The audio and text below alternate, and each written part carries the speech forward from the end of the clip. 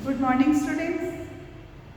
आज हम पढ़ेंगे पाठ 19 शब्द, वर्तनी एवं वाक्य रचना संबंधी सामान्य अशुद्धियाँ। तो आज हम जो आपकी कॉपीज में इतनी मिस्टेक्स आती है ना, उसके बारे में देखेंगे कि वो मिस्टेक्स क्यों आती है, हम कहाँ गलती करते हैं, जो कि हम बोलते कुछ और है और लिखते कुछ और है। तो बच्चों, हमारी जो भाषा है वह है हमारी जो शुद्धता है, भाषा की जो शुद्धता वो हमारे उच्चारण पर निर्भर करती है कि हम जैसा उच्चारण करेंगे वैसा ही हम लिखेंगे। चाहे हम गलत उच्चारण कर रहे हैं, चाहे हम सही उच्चारण कर रहे हैं, तो जैसा हम उच्चारण करेंगे वैसा ही हम लिखेंगे। और हमारे हिंदी भाषा की जो सबसे बड़ी विशेषता है वो यही है कि हम जैसा बोलेंगे वैसा ही लिखेंगे, कि जैसा हम बोल रहे हैं वैसा ही हम लिख रहे हैं। यही हमारी भाषा की सबसे बड़ी विशेषता है। और हम लोग जो क्या करते हैं, बोलने से ज़्यादा लिखने में गलतियाँ कर देते हैं। दूसरा कारण है प्रादेशिकता और मीडिया भी हमारी भाषा की अशुद्धता का, प्रचलित भाषा की अशुद्धता का प्रमुख कारण है। दूसरा आगे देखते हैं बच्चों कि वर्तनी जो है वो हमारी भाषा के लिए क्यों आवश्यक है। तो प्रत्येक भाषा की अपनी व्यवस्था होती है। जो भाषा, प्रत्येक भाषा, कितनी भाषाएं होती है, तो प्रत्येक भाषा की अपनी अपनी अलग अलग व्यवस्थाएं होती है। उसका स्वरूप एक होता है। वर्तनी भाषा के स्वरूप को निर्धारित करती है या निश्चित करती है। वर्तनी जो है वो हमारी भाषा के स्वरूप को निश्चित करती है। यदि वर्तनी को स्वतंत्रता दे दी जाए तो हमारी भाषा का जो आदर्श मानक रूप है वो निर्धारित नहीं हो पाएगा। समझ में आया ना बच्चों कि यदि हम वर्तनी को स्वतंत्रता दे दें तो हमारी भाषा का जो आदर्श मानक रूप है वो निर्धारित नहीं हो पाएगा, क्योंकि प्रत्येक व्यक्ति का अपना शब्दकोश होता है। हर व्यक्ति हर शब्द को किसी भी तरह से बोल सकता है ना। तो हर व्यक्ति का अपना अलग अलग शब्दकोश होता है। यदि लेखन कला अशुद्ध रूप से हस्तांतरित होगी तो हमारी जो भावी पीढ़ी है, जो समाज है, वहाँ तक क्या पहुँचेगा, खंडित और अशुद्ध भाषा पहुँचेगी, क्योंकि हम लिखने में ही इतनी अशुद्धियाँ कर रहे हैं। तो हमारा जो भाषा का शुद्ध रूप है वो आगे तक नहीं पहुंच पाएगा। तो भाषा, यदि लेखन कला का अशुद्ध रूप स्थानांतरित होगा तो भावी समाज में खंडित और अशुद्ध भाषा ही पहुंचेगी। अतः हमें भाषा की शुद्धता की ओर अधिक ध्यान देना चाहिए ताकि हमारी भाषा और अधिक शुद्ध हो सके, उसका उच्चारण भी और उसका लेखन, लिखित रूप भी। तो बच्चों, संस्कृत भाषा जो है वो हम तक शुद्ध पहुंच सके, क्यों? क्योंकि उसकी जो वर्तनी है उसका रक्षण किया गया। इसीलिए इतने सालों बाद भी संस्कृत भाषा हमारे पास शुद्ध रूप में पहुंची है।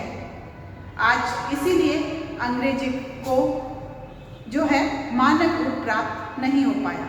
आज अंग्रेजी भाषा का कोई मानक रूप नहीं है, लेकिन हमारी हिंदी भाषा का मानक रूप है। तो अब आप सब जान गए बच्चों कि हमारी जो भाषा है वो हमारे लिए कितनी जरूरी है। तो हम उसे और अधिक शुद्ध बनाएं, उसका अशुद्ध उच्चारण ना करें। तो आज हम इसी तरह की अशुद्धियों को पढ़ेंगे कि हम किस तरह से अपनी अशुद्धियों को सुधार सकते हैं, किस तरह से हम अपने लिखित और मौखिक रूप को सही कर सकते हैं। तो आइए सबसे पहले हम देखते हैं ए और आ से संबंधित अशुद्धियां।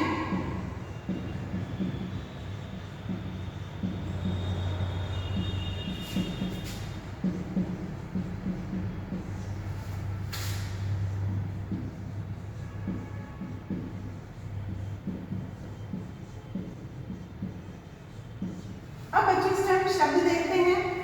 बारात, सुनने में हमें गलत लग रहा है क्या बच्चों? ये सही शब्द है? नहीं है, बारात। जबकि इसका सही शब्द क्या होगा? बैरात। ये इसका सही शब्द होगा बारात। उसी तरह से नैदान गलत शब्द है, नदान गलत शब्द है। इसका शुद्ध शब्द क्या होगा? नादान। शुद्ध शब्द हुआ इसका नादान। आवश्यकता, हम कितनी बार जल्दबाजी में बोल देते हैं ना आवश्यकता, तो हम जैसा उच्चारण कर रहे हैं वैसा हम लिख रहे हैं, लेकिन ये शब्द हमारा जो है गलत है। इसका शुद्ध शब्द होगा आवश्यकता। शुद्ध शब्द क्या हुआ इसका? आवश्यकता।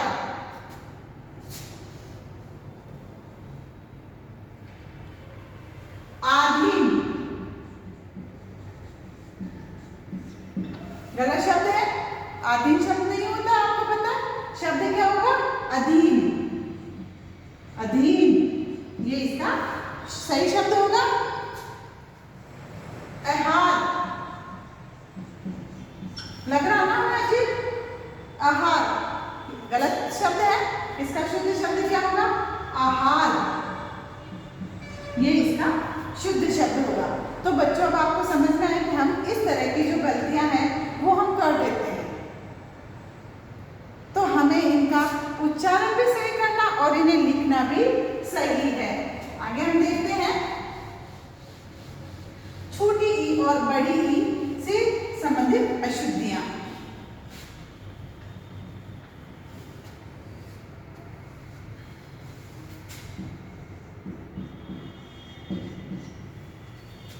इनसे संबंधित अशुद्धियां हम सबसे ज्यादा करते हैं बच्चों, है ना? छोटी ई और बड़ी ई की मात्रा की, छोटे ऊ और बड़े ऊ की मात्रा की अशुद्धियां हम कॉपी में बहुत ज्यादा करते हैं, जबकि और उच्चारण में भी हम करते हैं।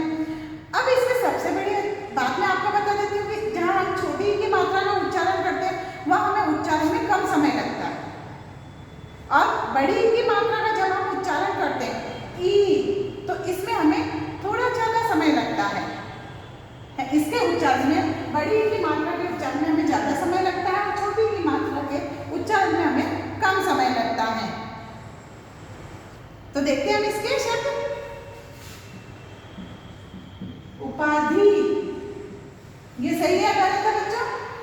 गलत है, क्योंकि हम शब्द क्या बोलते हैं? उपाधि, और यहाँ पर उपाधि, तो इसका शुद्ध शब्द होगा उपाधि, क्योंकि लंबा उच्चारण नहीं होगा, इसका छोटा उच्चारण होगा।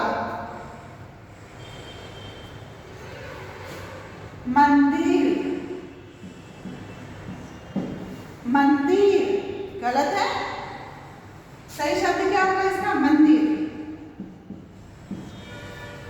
अब इसका उच्चारण कैसे करेंगे? माताजी मंदिर जा रही है, जो कि गलत है। शब्द सही क्या होगा? माताजी मंदिर जा रही है। देख लिया आपने यहाँ पर? हानि गलत उच्चारण है, सही शब्द क्या होगा इसका? हानि।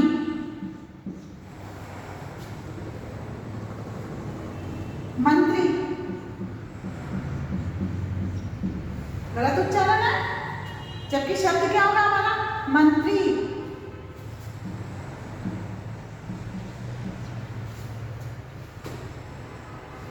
इसी तरह से आप गलतियां करते हैं बच्चों। श्रीमती गलत है, ये गलत है ना? इसका सही शब्द होगा श्रीमती। यहाँ पर छोटी की मात्रा ना लगे, बड़ी की मात्रा लगेगी, ये इसका सही उच्चारण है। तो बच्चों आपने देखा कि हम ये भी गलतियां करते हैं। आगे हम देखते हैं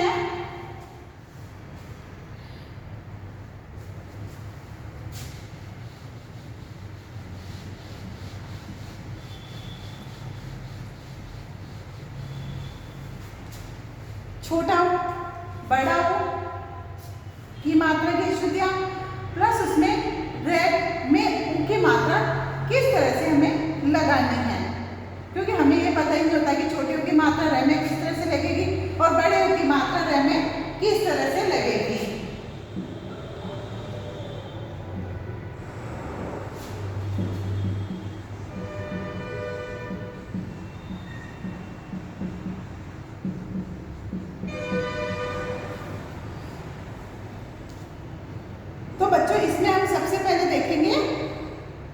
शब्द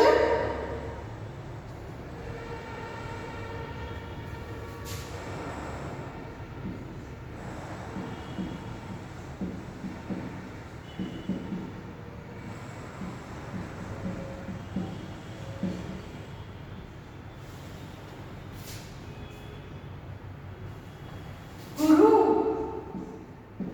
अशुद्ध है, अशुद्ध शब्द है गुरु, जबकि इसमें छोटे ये बड़े ओ की मात्रा है, जबकि इसमें छोटे ओ की मात्रा आएगी गुरु। सही शब्द क्या होगा? गुरु। र में ओ की मात्रा लगी, यहाँ पर बड़े ओ की मात्रा लगी थी, शब्द क्या था? गुरु। जबकि ये गलत है, इसका सही शब्द होगा र में छोटे ओ की मात्रा लगेगी, सही शब्द होगा हमारा गुरु।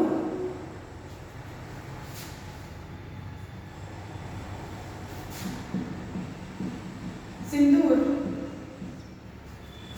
गलत उच्चारण है, इसका सही उच्चारण क्या होगा? सिंदूर।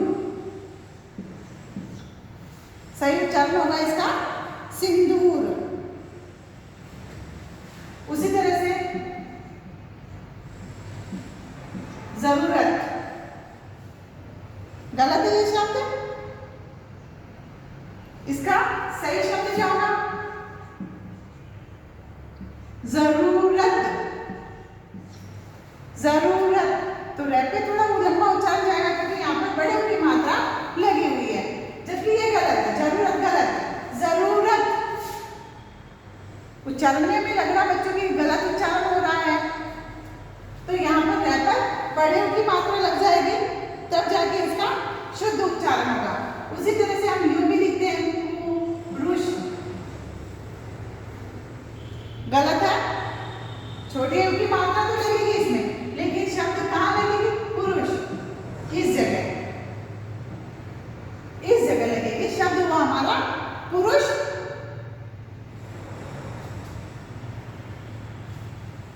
दुकान गलत मात्रा लगी हुई है, जबकि शब्द क्या होगा? दुकान। क्या होगा?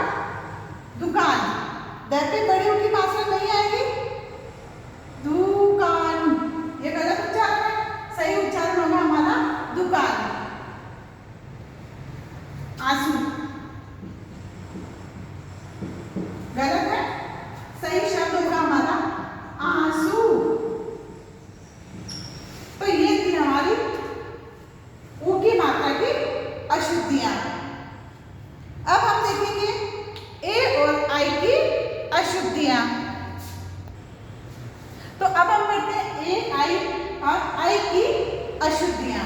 अब बच्चों ने शब्द लिखा है नयन, नयन, जो कि ये गलत है, इसका सही शब्द क्या होगा? नयन। ये इसका सही शब्द होगा। उसी तरह इतिहास, उच्चारण में गलत है, इतिहास शब्द होता ही नहीं है, इसका सही शब्द होगा इतिहास। योग्यताएं,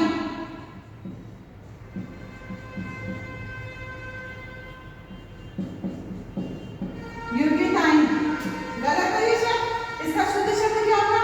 योग्यताएं। ये इसका सही शब्द हुआ योग्यताएं। विस्मय, अब बच्चों उच्चारण तो हम सही कर रहे हैं विस्मय, लेकिन यहाँ पर लिखित में हम गलती कर रहे हैं, क्योंकि ये शब्द इस तरह से नहीं लिखा जाएगा। शब्द लिखा जाएगा विस्मय, मैं ये विस्मय, इस तरह से ये शब्द लिखा जाएगा। फेंकना,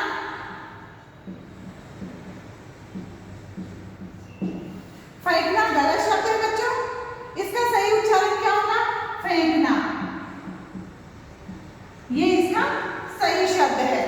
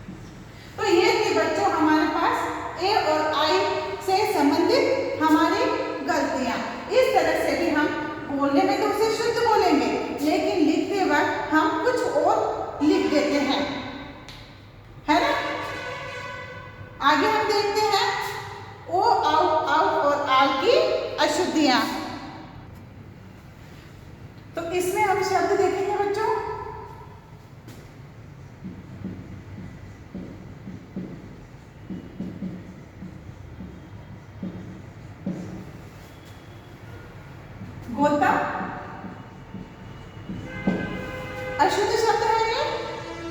गौतम शब्द बच्चों अशुद्ध है, इसका शुद्ध शब्द क्या होगा? गौतम। गौतम।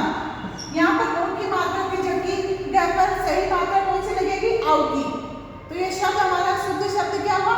गौतम। उसी तरह से देखो आप आगे, त्योहार। त्योहार गलत उच्चारण होगा, शब्द गलत है क्योंकि ये पर औ की मात्रा नहीं आएगी, जबकि ये पर कौन सी मात्रा आएगी? यो की। ओ की मात्रा आएगी तो शब्द होगा हमारा त्योहार। त्योहार ये हमारा सही शब्द होगा। करुणा। करुणा गलत शब्द है। कौन वाला शब्द से बना? तो क पे औ की मात्रा नहीं आएगी, ओ की मात्रा आएगी तो शुद्ध शब्द होगा हमारा कोना।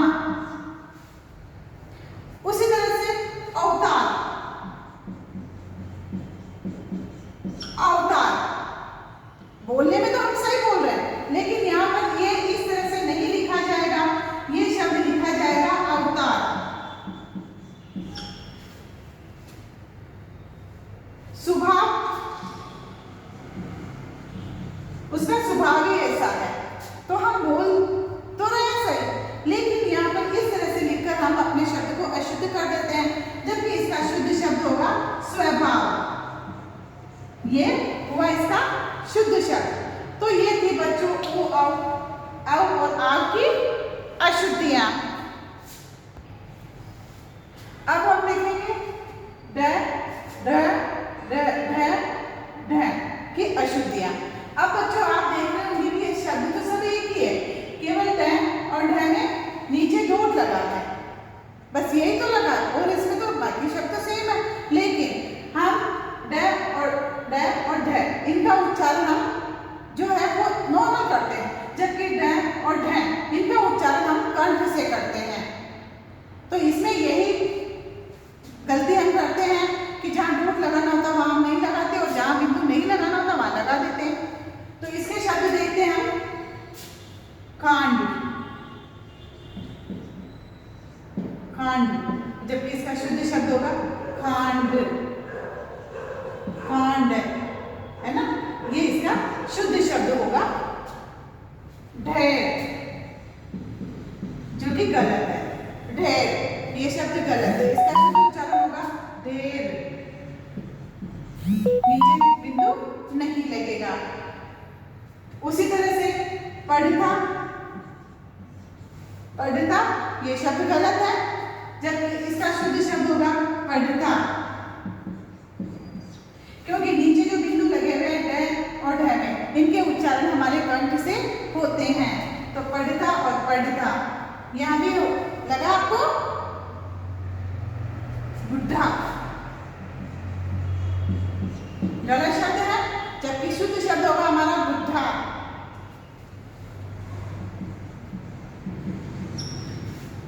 तो ये थी हमारी ड ढ ड ढ ढ ढ की अशुद्धियां।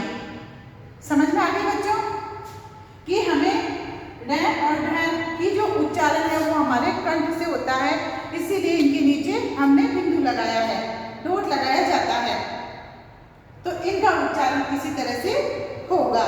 इसके बाद देखते हैं ब और व की अशुद्धियां।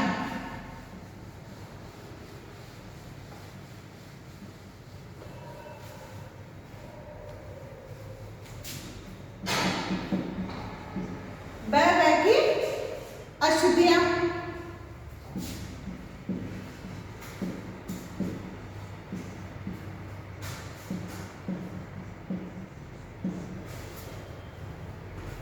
इसमें हम क्या करते हैं बच्चों कि बोलते भी गलत है और लिखते भी गलत है।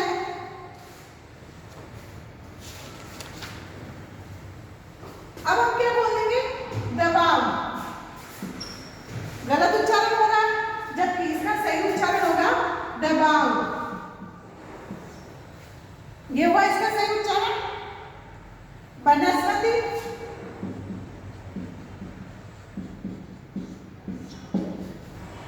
जबकि इसका सही उच्चारण क्या होगा?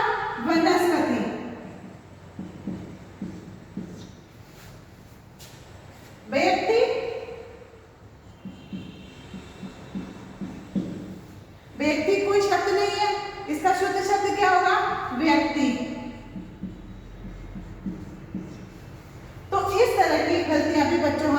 करते हैं वृष्टि,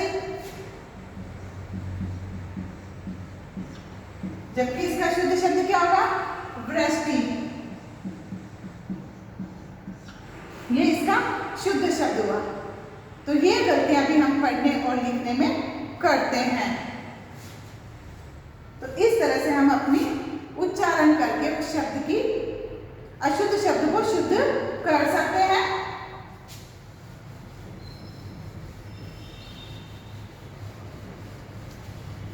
अब देखते हैं बच्चों हम कुछ प्रचलित और मिश्रित शब्दों की अशुद्धियां।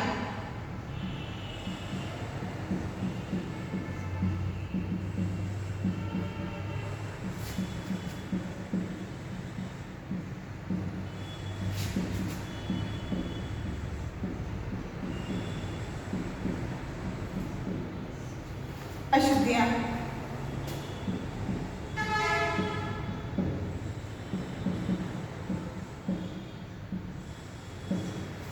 अब मिश्रित और प्रचलित शब्द कौन से? जैसे भाभी, हम बोलते हैं भाभी, जबकि कई बार उच्चारण में क्या होता है? भाभी, भाभी। ये गलत शब्द है, जबकि इसका शुद्ध शब्द होगा भाभी। पुण्य,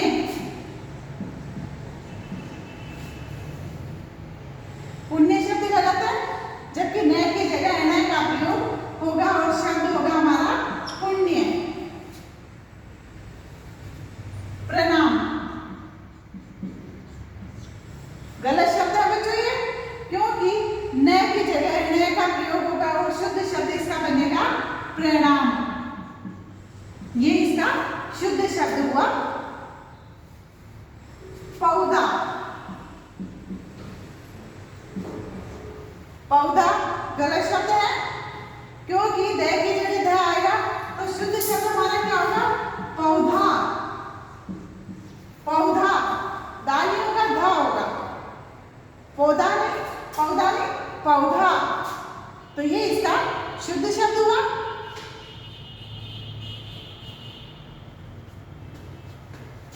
रामायण गलत है, क्यों गलत है? अच्छा, नए की जगह नया आएगा, ओके, रामायण। तो ये हमारे थे प्रचलित और मिश्रित शब्द की अशुद्धियां। बच्चों ये उदाहरण तो काफी सारे हैं, लेकिन ये सारे आपको अपनी बुक्स में रीड करने पड़ेंगे, आपको खुद को बुक पढ़नी पड़ेगी। यहाँ सिर्फ आपको समझाने के लिए कि इस तरह की जो अशुद्धियां हैं वो हम अपनी कॉपी में करते हैं, कि हम उच्चारण कुछ और कर रहे हैं और लिख कुछ और रहे हैं। यहाँ तक कि आप तो ब्लैक बोर्ड पर देखते हुए भी बच्चों कॉपी में गलत लिख देते हैं, क्योंकि आप बोलते क्या है और लिखते क्या है। तो थोड़ा सा आप अपनी भाषा को सुधारने की कोशिश करिए। अब हम बच्चों पढ़ेंगे वाक्य रचना की अशुद्धियां, कि हम जो वाक्य लिखते हैं वो सही है या गलत है। तो अब हम वाक्य की रचना करते समय उसमें किस तरह की गलतियां कर देते हैं वो अब हम पढ़ेंगे। वाक्य रचना की अशुद्धियां, इसमें सबसे पहले हम देखते हैं लिंग संबंधी अशुद्धियां।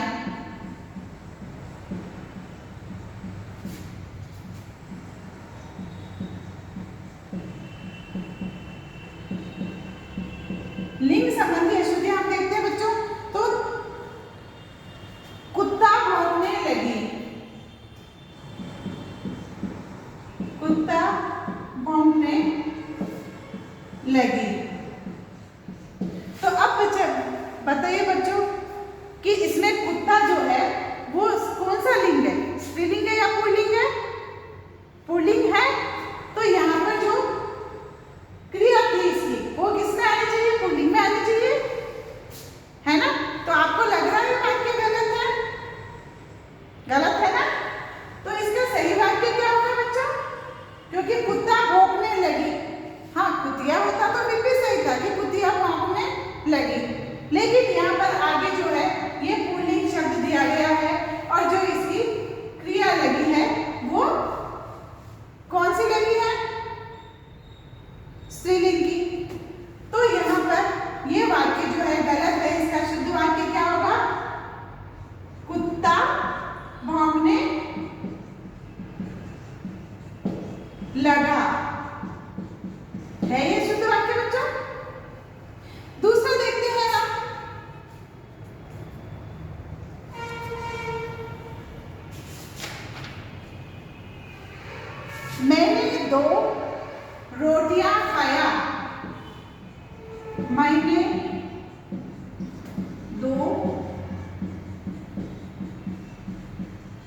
रोटियां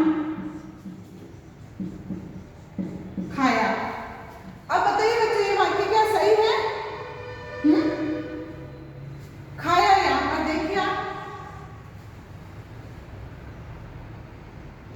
रोटियां बहुवचन में आ गया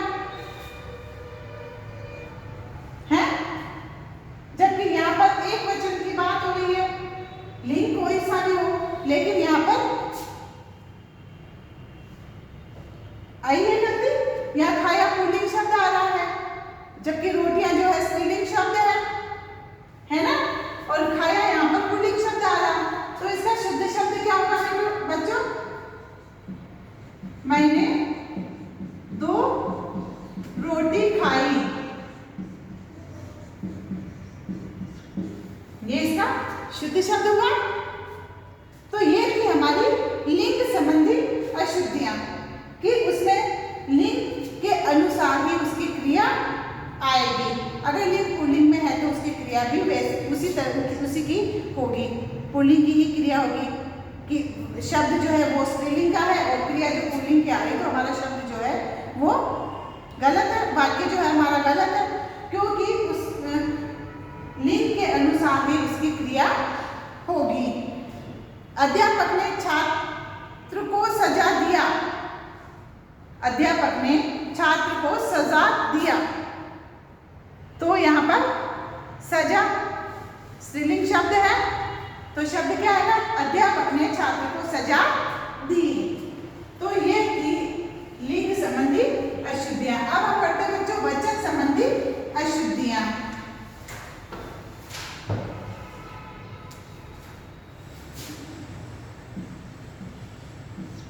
वचन संबंधी अशुद्धियां।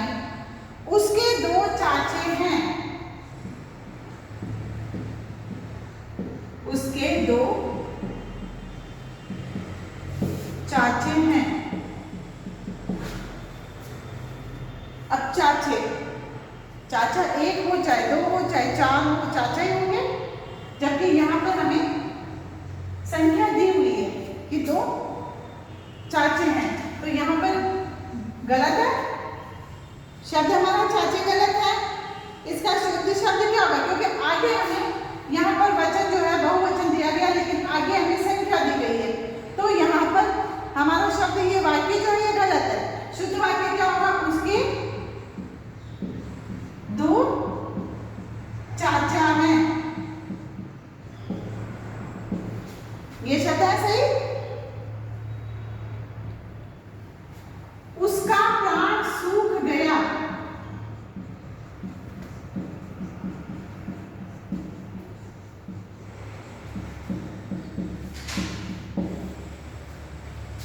अब बच्चों प्राण एक वचन बहुवचन दोनों में सेम ही रहते हैं, लेकिन यहाँ पर क्रिया जो है ये पुल्लिंग में दी गई है। प्राण एक वचन बहुवचन में बराबर रहते हैं, प्राण एक के निकलेंगे तब भी प्राण कहलाएंगे, और बहुत से लोगों के निकलेंगे तब भी वो उनके प्राण निकल गए, तो गए बहुवचन है, तो यहाँ पर क्रिया भी बहुवचन में आएगी। तो हमारा वाक्य क्या होगा? उसके, यहाँ भी शब्द बदलेगा हमारा, उसके प्राण निकल गए, क्योंकि प्राण कभी सूखेंगे नहीं, प्राण तो निकलते हैं, व्यक्ति मर रहा है इसलिए उसके प्राण निकल गए। मरने वाले व्यक्ति के लिए कहेंगे ना कि उसका प्राण सूख गया, जबकि ये वाक्य गलत है, प्राण तो निकलते हैं, तो शब्द क्या होगा?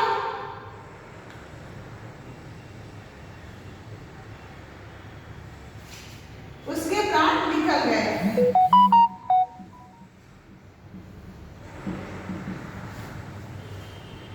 निकल गए, यूं लिखो चाहे यूं लिखो, उसके प्राण निकल गए।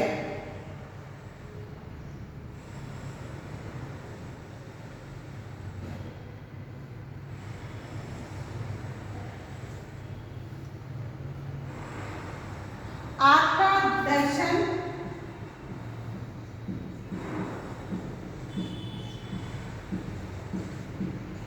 दर्शन बड़ा दुर्लभ है। आप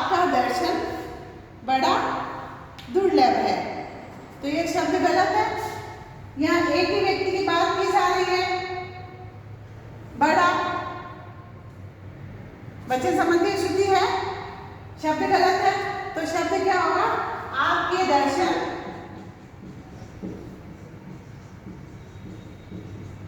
बड़े दुर्लभ हैं। आपके दर्शन बड़े नहीं आएंगे, क्योंकि दुर्लभ शब्द जो है ये अपने आप में जुड़ा है बहुत मुश्किल से, तो आपके दर्शन दुर्लभ हैं।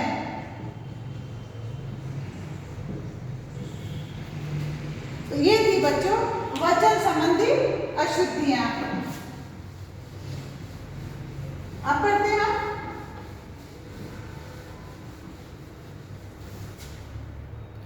संज्ञा संबंधी अशुद्धि।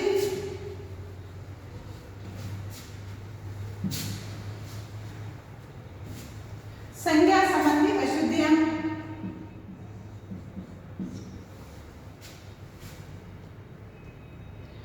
प्रत्येक वस्तु का अपना महत्वता है।